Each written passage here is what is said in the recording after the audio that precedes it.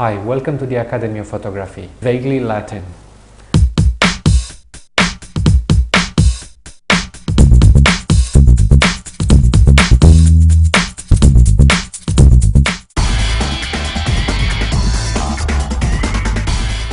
I'm Christian Tudor, and today I would like to talk about the Canon Fisheye 8 to 15 millimeters lens.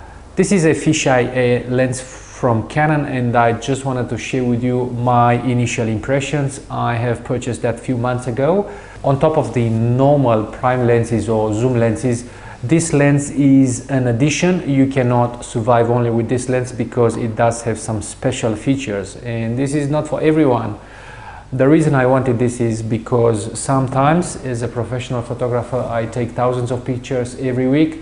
You get a lot of lenses, but sometimes you just need a fresh perspective. I go the distance for a lot of details.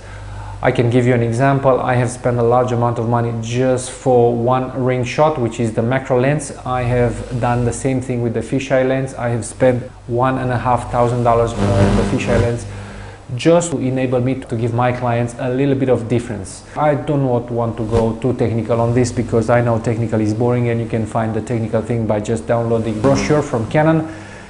Just quickly, it is a zoom lens from 8 millimeters, which is the widest lens you can get on the market today. Basically 180 degrees field of view. So what I'm gonna see, I'm gonna see my peripheral exactly on my right and exactly on my left. I'm gonna get everything into the picture. So with this lens you need to get really close in order to have some sense. Minimum distance that you can actually focus is 15 centimeters, so about this. So you can go as close as this to your subject and still have the wide zoom. So it zooms between 8 millimeters and 15 millimeters. With the 8 millimeters, you're actually gonna see a circle, but you're gonna get the full picture. Not a lot of applications unless you wanna play with it. With the 15 millimeters though, you can actually see not 180 degrees, but a little bit lower. Still gives you great perspective, and the special thing about this lens, it will give you a deformed image. A deformed image is not necessarily very popular, but sometimes I just love the deformation, and I'm going exactly for that. Very interesting for landscapes. If you want to take photos of the built environment on the street and all the buildings, they're gonna be curved. It's also a matter of taste. Just a few thoughts on this one. This is the lens. Okay, let's have a look into a bit more detail. It's not too heavy, the size is reasonable, and it does have a very nice quality to it. It feels great in your hands. It's not plasticky. Now the special thing about it is it comes with this shape, so it's going to be difficult to have a filter that you can protect, so you need to have special attention for the glass. Here I usually put always a cloth, and I keep this cap on all the time. This protection, this additional piece is not necessarily useful for avoiding the light. It's basically more for protection. Have your camera on your shoulder, sometimes it does protect this glass from being scratched. If you want to go for the 8 millimeters focal distance, you're actually going to start to see this, so I usually take this out. I do treat this with a lot of attention because it feels very strong, but because it's an expensive one and it's a special one, I take extra care to it. Now looking at this distance, it shows it can focus between 15 centimeters,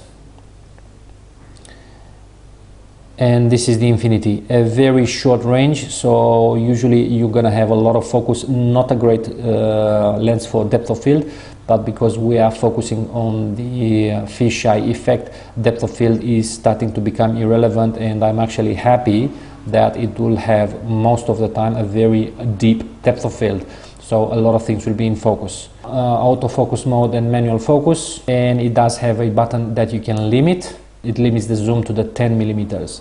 I'm gonna put it on the camera and I'm gonna show you what I'm talking about, taking the footage straight through this so you can see for yourself before you actually buy it. I just mounted Canon Fisheye 8 to 15 millimeters f.4 on my 5D Mark II. It's a full frame sensor, but in this case it doesn't really matter because we are taking footage. So it goes 8 millimeters. So with 8 millimeters you can see the full circle. That means Here is, you can see my hand on the left hand side. It's actually 90 degrees next to the camera. It's very wide. So what you see here in the circle is 180 degrees view. For the 8mm, you're gonna get this circle, and you're gonna, if I'm gonna mount the protection, you're gonna actually see it. So that's why sometimes I just take it out. Or if I'm happy, I'm just gonna crop this image on the computer in post-production. I'm just gonna take this out for a second. So this is 8mm, the widest you can go. Now just zooming to 15mm, that means we're not gonna see the circle, but still we're gonna have a lot of deformation. And sometimes the deformation will do the job if you like it. I'm just gonna focus on my dummy head, that you probably already got used to it because I'm using it a lot, and I would suggest to every learning photographer to have something like that, because it will help you play with the light, and it will help you learn faster.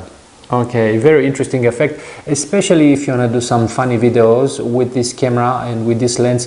It can have the peephole effect, and we can go really close to the subject. So right now I'm about 10 centimeters, so a tenth of a meter, and still I can still focus, which is not very usual for a normal lens. With a normal lens there's always a limitation, at least 30 centimeters, unless you go for macro. I am going to take some shots with my dummy head, and I'm gonna comment on the quality and the sharpness. It's a very sharp lens. I would definitely recommend it for whoever loves this effect. Other than that, I'm not sure what are the other applications for this lens. But I will leave that to you to decide. I really love it, and as mentioned before, I just spent this amount of money just for having this in my bag for 1 or 2 shots of every event I'm doing. Okay, just moved on to my computer. I'm just using the Digital Photo Professional software that comes with the Canon camera. It doesn't really matter, I didn't want to go through other softwares. This is an image taken with the 8mm focal distance. It is the widest image you can go with any lens on the market.